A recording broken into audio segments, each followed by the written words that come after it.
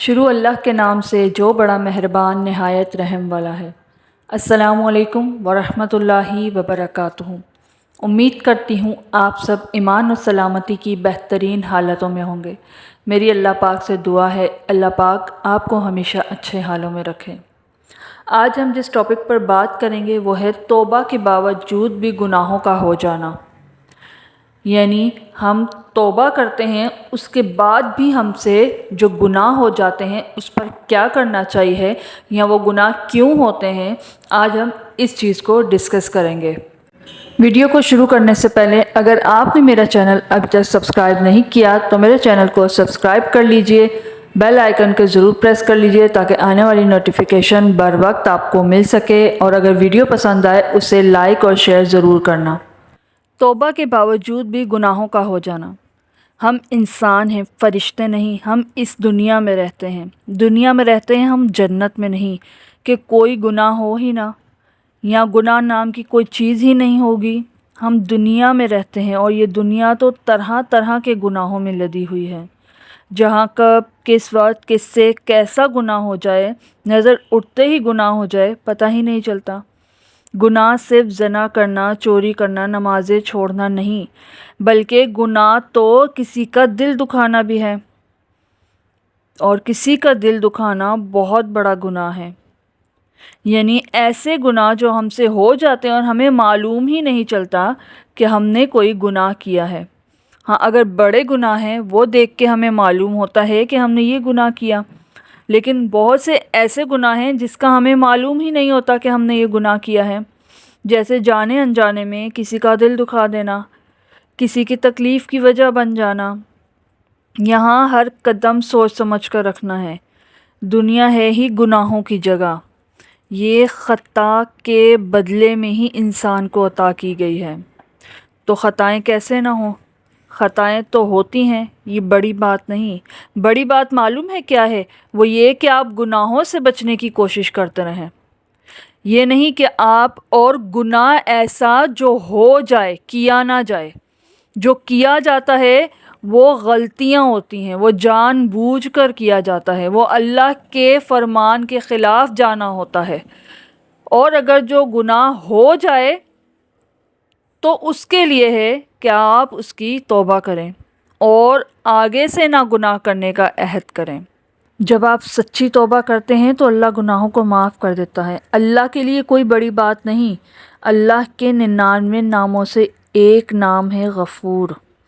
یہ خاص ہم گناہ گاروں کے لیے ہی رکھا گیا ہے، یہ ہم خاص گناہ گاروں کے لیے ہی اتارا گیا ہے، کیونکہ وہ جانتا ہے گناہ لازم ہوں گے، خطائیں لازمی ہوں گی۔ ہم اس دنیا میں رہتے ہیں، کبھی بھی گناہوں سے مکمل طور پر ہم پاک نہیں ہو سکتے، لیکن وہ سب کے لیے تو غفور نہیں ہے۔ وہ بلا وجہ گناہ پہ گناہ کرنے والوں کو خود بخود تو معاف نہیں کر دیتا۔ معافی حاصل کرنے کے لیے پہلا اصول ہی ہے معافی مانگنا، اور معافی آپ تب تک نہیں مانگ سکتے جب تک یہ یقین نہ کر لیں کہ وہ غفور ہے۔ لیکن وہ مایوس لوگوں کے لیے غفور نہیں ہے، وہ صرف اسی کو معاف کرتا ہے جو اس سے معافی مانگتے ہیں۔ وہ ذات بہت غفور و رحیم ہے، اسے اس بات سے پرواہ ہی نہیں کہ آپ نے کتنے گناہ کیے ہیں، آپ کے چاہے جتنے مرضی گناہ ہوں۔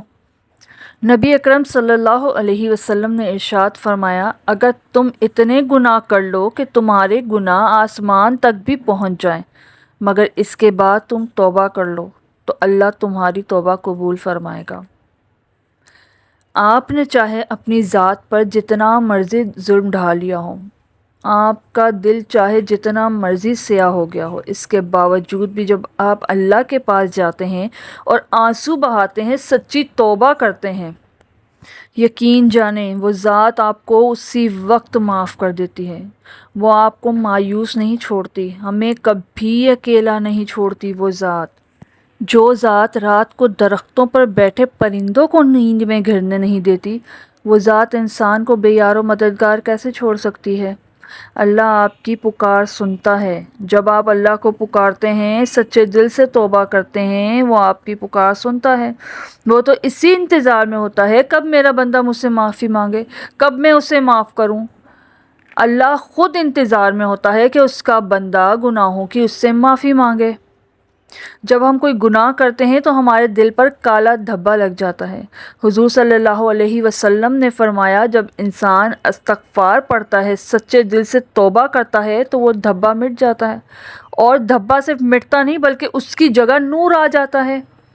ہم چاہے گناہوں سے پاک ہو جائیں لیکن ان گناہوں کی جو میموری ہے نا وہ ہمارے ذہن سے نکلتی نہیں، ہمیں یاد رہتی ہے۔ یہ دنیا آزمائش ہے، ایک دلدل ہے، اور یہ دنیا اپنے شکار کو پھر سے اپنے جال میں پھنسا لیتی ہے۔ اور ہم تو بنے ہی مٹی سے ہیں، ہم تو بنے ہی اس دنیا کی مٹی سے، ہم چاہ کر بھی اس دنیا سے بچ نہیں سکتے۔ اس دنیا کی دھول بار بار ہمیں سیراب میں واپس لے جانے کی کوشش کرے گی۔ ہماری آنکھیں دنیا کی دھول سے دھندلا جائیں گی، ہم چاہ کر بھی حقیقت نہیں دیکھ سکیں گے۔ ہمارا جسم تو ایک مٹی ہے اور اسے مٹی میں ہی ملنا ہے، لیکن ہمیں کوشش کیا کرنی ہے کہ اس روح کو مٹی نہ ہونے دیں، اس مٹی سے، اس دھند سے دل کو پاک کرنا ہے توبہ کر کے۔ توبہ اس مٹی کو جھاڑ دیتی ہے۔ ابو ہریرہ رضی اللہ تعالی عنہ سے روایت ہے کہ رسول اللہ صلی اللہ علیہ وسلم نے فرمایا کہ بے شک مومن جب کوئی گناہ کرتا ہے تو اس کے دل پر سیاہ نقطہ پڑ جاتا ہے، اور اگر وہ گناہ کرتا چلا جائے، توبہ نہ کرے تو سیاہ دھبا پورے دل پر چھا جاتا ہے۔ یہی وہ زنگ ہے جس کا ذکر اللہ تعالیٰ نے فرمایا ہے، بلکہ بات یہ ہے کہ ان کے دلوں پر ان کے کرتوتوں کا زنگ بیٹھ گیا ہے۔ ہمیں اسی زنگ کو ہٹانا ہے، اللہ سے توبہ کر کے، اللہ سے بار بار معافی مانگ کے، اللہ سے ہر وقت معافی مانگ کے اپنے گناہوں کی توبہ کرنی ہے اور دوبارہ نہ گناہ کرنے کا عہد کرنا ہے۔ اب آپ یہ سوچیں گے کہ ہم نے ایک بار اللہ سے معافی مانگی، گناہ ہو گیا، دوسری بار مانگی پھر گناہ ہو گیا، پھر تیسری بار مانگی پھر گناہ ہو گیا، تو اب اللہ آپ کی پکار نہیں سنے گا۔ ایسا نہیں ہے۔ بچہ چاہے جتنی ہی آہستہ آواز سے کیوں نہ روئے، فوراً وہ سوتی ہوئی ماں کو اٹھا دیتا ہے۔ تو یہ کیسے ممکن ہے؟ وہ رب جسے نہ نیند آتی ہے نہ اونگ آتی ہے، وہ اپنے بندے سے 70 ماؤں سے زیادہ پیار کرتا ہے، تو کیسے وہ اپنے بندے کی پکار نہیں سنے گا؟ ہم اپنے نفس کے ہاتھوں مجبور ہیں، اور سارے گناہ کرنے کی صلاحیت یہ نفس رکھتا ہے جو گناہوں کا پیاسا ہوتا ہے۔ اسی لیے تو اللہ نے توبہ رکھی ہے، اللہ نے توبہ رکھی ہے کہ آپ سے گناہ ہو جائے تو آپ مجھ سے توبہ کریں۔ اب توبہ کا یہ مطلب نہیں کہ آپ کو گناہ کرنے کی اجازت مل گئی ہو، آپ نے گناہ جان کر کرنا ہے، معافی مانگ لینی ہے، توبہ قبول ہو جانی ہے۔ اگلی بار وہ توبہ قبول ہوتی ہے جس میں اگلی بار گناہ نہ کرنے کا پکا عہد ہو، اور آپ اس عہد پر ہر ممکن حد تک کوشش کریں، یہ سوچ کر گناہ نہ کریں کہ ابھی گناہ کر لیتے ہیں، گناہ کی لذت کو محسوس کر لیتے ہیں، بعد میں توبہ کر لیں گے، کیونکہ اللہ کا نام تو یہ غفور بھی ہے، وہ تو معاف کر دے گا۔ معاف کرنے پہ اللہ نے خود کہا مجھ سے معافی مانگو میں معاف کروں گا، لیکن اللہ نے یہ بھی کہا کہ گناہ کرنے کی نیت پر توبہ نہ کریں۔ اگر آپ ایسا کر رہے ہیں تو آپ تو اللہ کے حکم کا مذاق اڑانے والوں میں شامل ہو رہے ہیں، اور یاد رکھیں اللہ کے حکم کا مذاق اڑانے والوں کا انجام بہت عبرتناک ہوتا ہے۔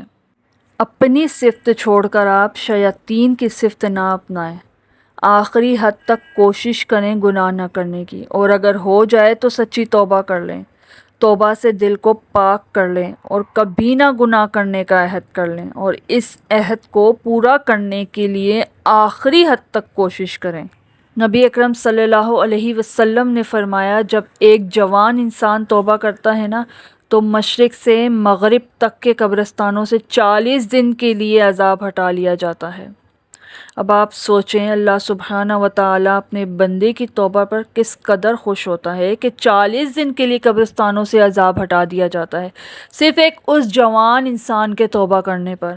تو ہم مایوس کیوں ہوتے ہیں؟ وہ ذات ہے ہمارے ساتھ، جب تک اس ذات کی نظر کرم ہم پر ہے ہمیں کچھ نہیں ہو سکتا۔ کرنا ہمیں ہے کہ ہم سے جو گناہ ہو گئے ہیں اس کی سچے دل سے معافی مانگنی، سچے دل سے عہد کرنا ہے کہ یہ گناہ اب میں نہیں کروں گا، اور صرف عہد نہیں کرنا بلکہ اس کو آخری حد تک پورا کرنے کی کوشش بھی کرنی ہے۔ اگر اس کے باوجود، آپ کی بے انتہا کوشش کے باوجود آپ سے کوئی گناہ ہو جاتا ہے تو آپ اس کی پھر سے معافی مانگیں۔ مرنے سے پہلے تک توبہ کا دروازہ کھلا ہوتا ہے۔ آپ عمر کے کسی حصے میں بھی ہیں، چاہے آپ عمر کے آخری حصے میں ہیں اور آپ نے شروع سے اب تک صرف گناہ کیے ہیں، پر اللہ سے سچی توبہ کر لیں۔ اللہ آپ کی توبہ کو سنے گا، اللہ آپ کی توبہ کو قبول کرے گا، اللہ آپ کو نیکیوں کی طرف لائے گا۔ اگر آپ سچے دل سے اللہ سے توبہ کر کے ہدایت کا راستہ مانگے تو اللہ آپ کو ہدایت کا راستہ بھی دے گا۔ اسی لیے ہمیں چاہیے کہ توبہ کا دامن ہاتھ سے کبھی نہ چھوڑیں۔ ہمیں ہر حال میں، ہر لمحہ اللہ سے توبہ کرنی ہے ان گناہوں کے لیے جو ہم سے ہو گئے ہیں، تاکہ اس کا کفارہ اسی دنیا میں ہو جائے، تاکہ ہمیں اسی دنیا میں معافی مل جائے، تاکہ ہمیں اس کا عذاب اگلی دنیا میں نہ بھگتنا پڑے۔